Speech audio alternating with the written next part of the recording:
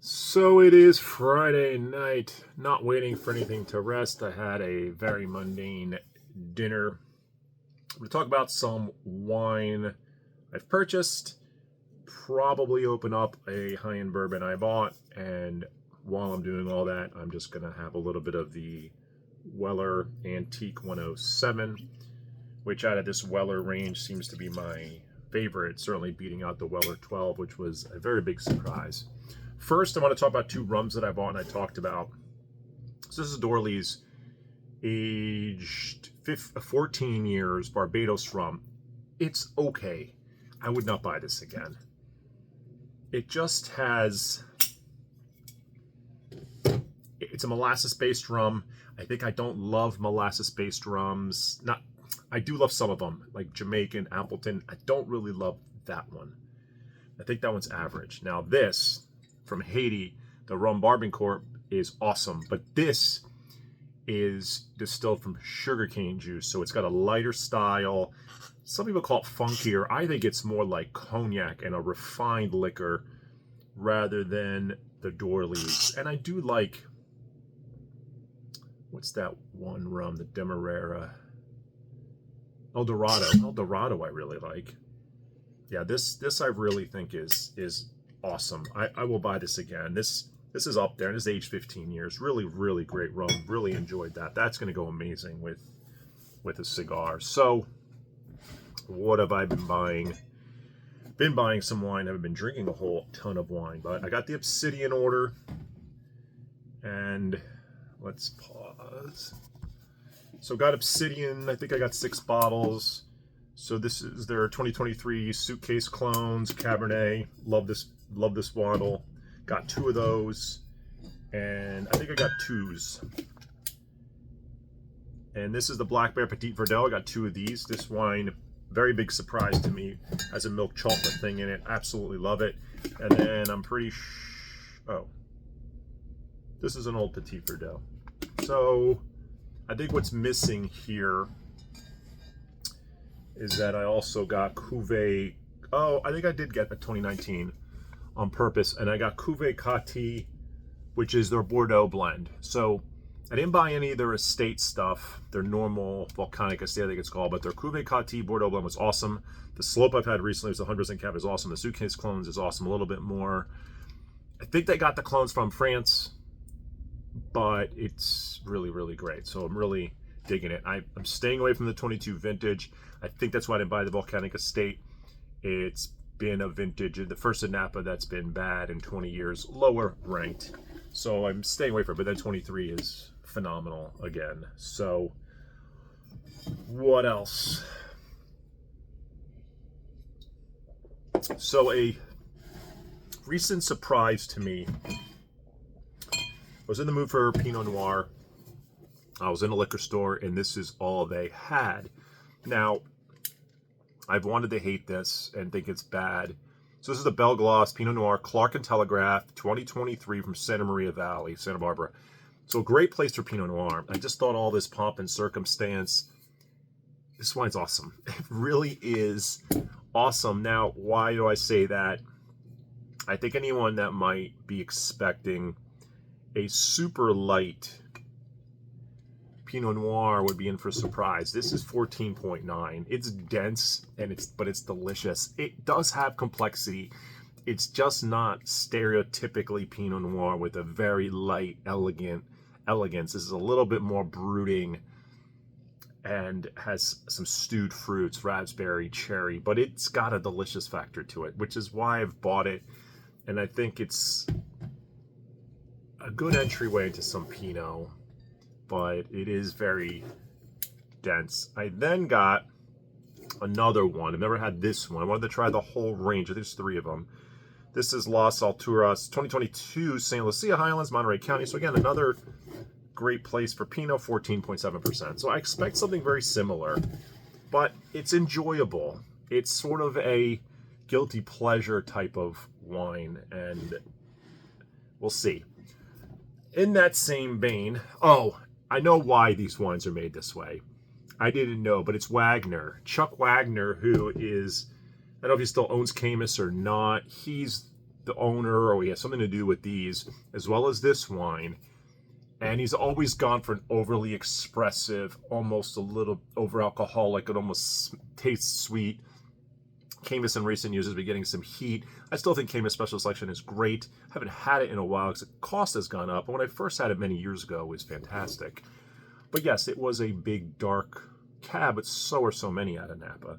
So somebody said that this thing, Thule, it's a 2023 Sonoma County. This was inexpensive. If I like those, I might like this. This is 14.3. Now, they did recommend another bottle that was a little bit more money, and it was terrible. It was very over extracted. It had a weird paint-like taste. It was tasted sweet. It was awful. I couldn't even drink it. I wish I still had the bottle. It was like 40-ish bucks. Those are 45. No way. So I'm not thinking this is very highly of this based on it's Wagner again. This is called Thule. I forget what the other one was called. So I just don't know what to expect. Now, on the other end of the spectrum, although still has an unctuous nature to it, is Martinelli's Pinot Noir, and this is Bellavina Sonoma Coast 2023. Martinelli tends to be also higher alcohol, 14.9. This has a delicious factor, but it is a little bit more elegant. Now, I don't think I've had the 23 of this before, but I really like Martinelli's Pinot Noir. I always have. They kind of combine a delicious factor and an elegance and layers, but again, maybe not your stereotypical Pinot. With that, I got another Pinot Noir, a little bit of a Pinot Noir cake. Now, this is a producer I haven't had in a long time, but actually is what got me really excited about higher end Pinot. It's called Archery Summit. It's about $50. It's from Dundee Hills, 2023. Another good vintage out of Willamette. So alcohol on this thing. Let's see. Are they going with this same 14.5? Maybe it's just this vintage 23 must be pretty ripe. I'm very excited to try this. I haven't had this in a really long time, and I used to adore it. So a little bit of a Pinot kick, but I've been searching for those delicious factor Pinots. So what else do I have here? Oh, Chateau de Saint Cosme 2022 Gigondas, about $60-ish. This will be a big, I'm assuming this will be a big boy. They typically are. Very hot region, 14.5%.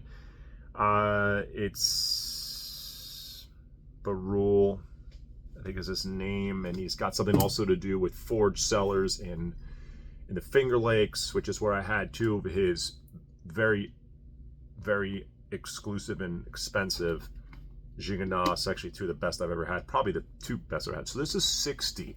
So I want to see for the $60 what you get in here. I've had his lower end, which I think is a great wine, in the 20s. I want to see when you get a step up. So I'm very curious to see. I don't know what the blend is. I'm assuming GSM, Grenache, Syrah, Mourvedre. What are the percentages? I don't know. It does vary by year. Been craving some more Bordeaux lately. So I went and got two from Saint Julien. Now, when we're talking about left bank Bordeaux, you have Saint Estèphe of the named areas. Saint Estèphe, Pauillac, which I love, Pontet-Canet, some others are there, Latour. Then you have Saint Julien, and then a little bit further down you have Margaux. I probably had the least amount of wine from the Margaux. They're a little bit more elegant, a little lighter, but not by a long shot, especially since the vintages in Bordeaux are getting pretty good. So this is Chateau Glorieux from Saint Julien. I haven't had this one in a real long time. It's 2022. 2022 is a great vintage out of left bank. So I am looking forward to this. This should be cab heavy, but they don't tell you what the percentages are. If I can find it, I will certainly discuss it when I do drink this. And this is another one. Oh, that wine's about 50. This one is up there, about 80. Chateau Talbot, Saint Julien, also 2022. I wanted to try this for a while, and it was on my wish list. So I don't know exactly why it's on my wish list, but I'm excited to have it, excited to try it. For my wine party coming up, Purple Angel. This will be one of the wines I featured. This is a 2021, 92% Carmenere and 8% Petit Verdot. I believe this is the best Carmenere made out of Chile, or it's the best Carmenere I've ever had. And you don't have a lot of 100%. This is 100%, but over 80% Carmenere. It's a blending grape. Typically, this Purple Angel has been awesome every time I've had it, but you are going to pay for it. This is $100. So I think that'll be very expressive and pretty cool. Something else I bought, I wanted a special occasion bourbon, so I bought this, and this is $240 here. So Knob Creek's 21 year. That is a very, very old bourbon. And I've had some Knob Creeks. It's been a really long time. And I think for their age statements, they're 12, they're 15, they're 18, they're 21. As much as this is expensive, 20-year bourbons are normally outrageously expensive. 240 is not the worst. Pappy 20 is 2,000. And I get it, there's a whole thing and the mystique with it. And I still have some Pappy 20s left. I used to have many more. So special occasion type bourbon. This thing gets a lot of good accolades. We'll see. We'll see. It says release number KC0001, so I don't know. I don't really know what to expect. And should I try it now? Maybe I will. Don't have any food waiting for me, so I'm just gonna maybe finish this off here. I'll share more of the wines for the wine party. Carmenere is definitely one of them. This year's theme is to guess the grape. So gonna have a Merlot in there. Pretty sure I know which Merlot I'm picking. Three Palms Merlot from Duckhorn. The one that they claim Rudy Carnier won, the wine counterfeiter, was using a lot to blend and dupe people. But it's great. I've had it, and I think it's about $80. Purple Angel. I'm going to find a Cabernet from Cali. I don't know which one. This will be one Cabernet. Oh, a Portuguese, the Crescia. It is a blend, but I'll just put that on the sheet that it's these grapes and people can try to pick that one out. I think it's a fantastic Portuguese right out of the Douro. And I am not, the rest of it is eluding me. Oh, I might do a Valtellina Sforzat, the one that I love, $110. So instead of doing a Barolo Barbaresco, that's a little off the beaten path. I absolutely love it. It's my top 5 wine right now. So I think I'm putting that in. And then do I do a Sangio? Do I stick a Brunello in there?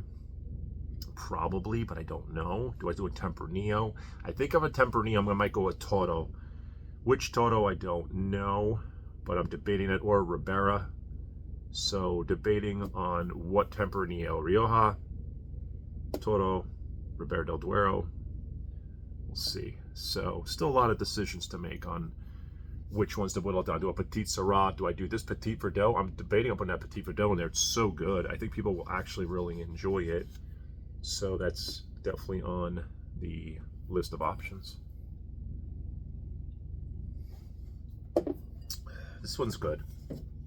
Unfortunately, the price has just gone up. It's $100. But this one's got flavor. It's got cherry. This one's a well-made bourbon.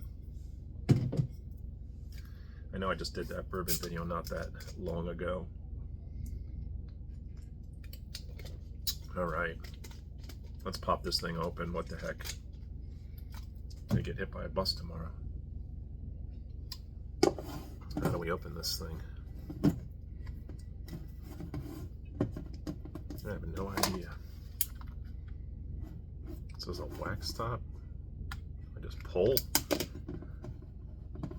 I don't know how to open this damn thing. Oh, it just pulls around.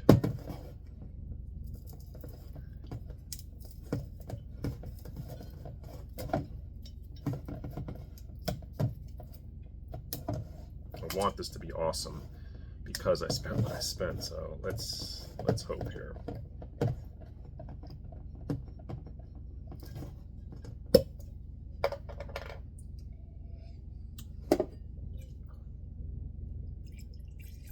I haven't had a bourbon this old. I haven't had a whiskey this old. And at least, how many years has it been? 10? When was the last time I opened up a Pappy 20 or Pappy 15? This is 20 years. I don't know. Well, that smells old. So it's got a oak and dustiness to it. Very reminiscent of what you would expect from old whiskey. Oh my God, it smells good though. Oh, is that? That's like.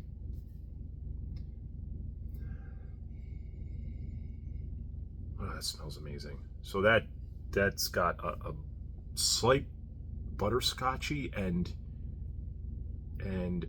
caramel, but not. Wow, does that smell good? That is one of the better smelling.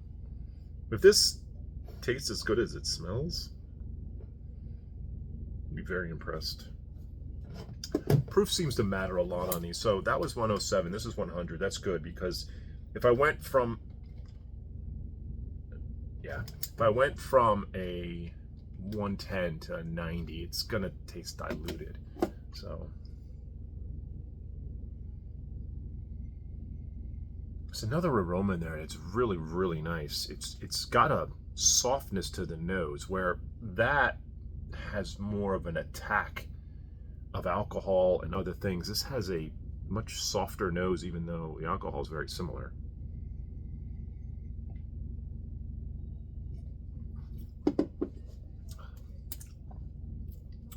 Oh, that's really good.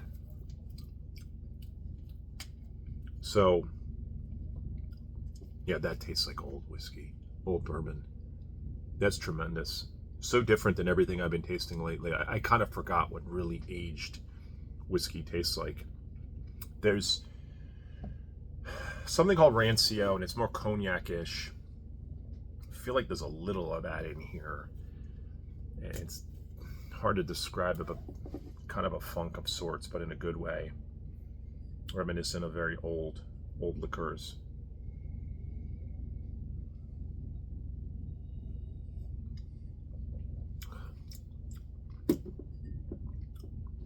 Less butterscotch, more toffee on the palate. A little nutty. I think I would expect that from an old dry aged steaks. Have a nuttiness to them. This has a nuttiness to it. No specific nut. Maybe pecan. Maybe pecan. I could see this be pecan-like. Very long, very complex.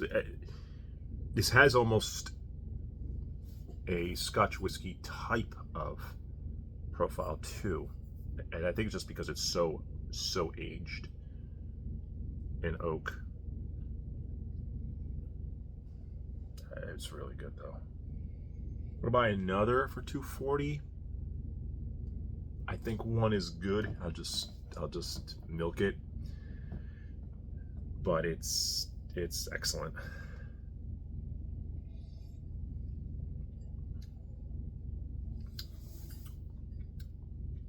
Yeah, the more I sip it, the more I like it. Gosh, it's really good.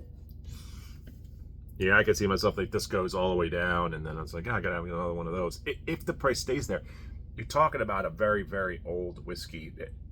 Compared to Macallan 18, it's I think $400. There's just,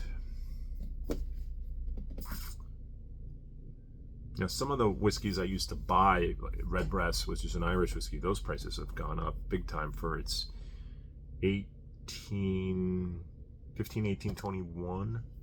Then they even have a 27. I think like 27 is going to cost you $500, arm and a leg.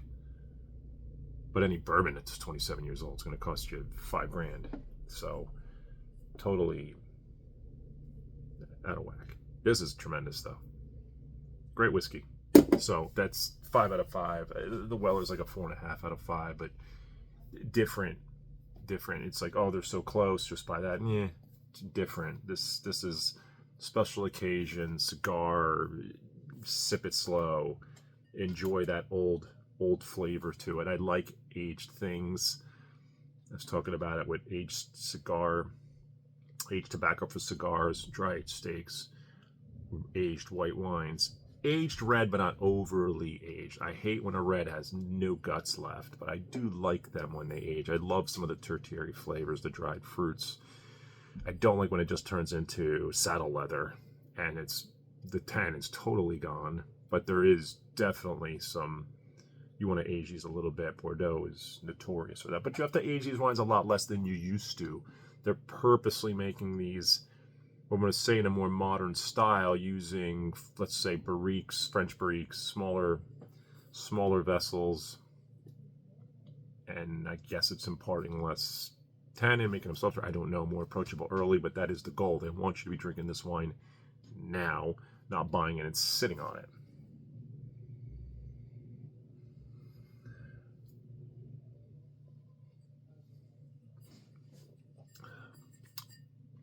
Hate to use the word smooth, but all this year in barrel, and this is not over. I think a criticism of over-aged bourbon is that it's over-oaked. This isn't over-oaked. This is so beautifully done. Gosh, I didn't think I would like it this much. I thought I would like it. I just didn't think I would like it this much. Maybe it just brings me back to really liking some of these 18-plus-year-old types of whiskey. Macallan 18 was my entry into whiskey. And then I got into bourbons and had so many great bourbons over the years. More great bourbons than I've had great scotches. Both whiskey, just different places. Scotland versus United States. So, great stuff. If you really want to spend some money and you have it, or an amazing gift. My gosh, it's awesome. I gifted somebody a Knob Creek 18. I didn't even know there was a 21 until I've been watching some of these bourbon videos lately. So, super long video. Do want to get back into some wine, and I will be doing that hopefully soon. But I've been drinking some of these spirits and enjoying it. I got the cognacs behind me that I need to dip into, and some Rhum Agricoles that I want to dip into. So I've had them for a really long time. I think it's about time they get opened up. All right, have a good night.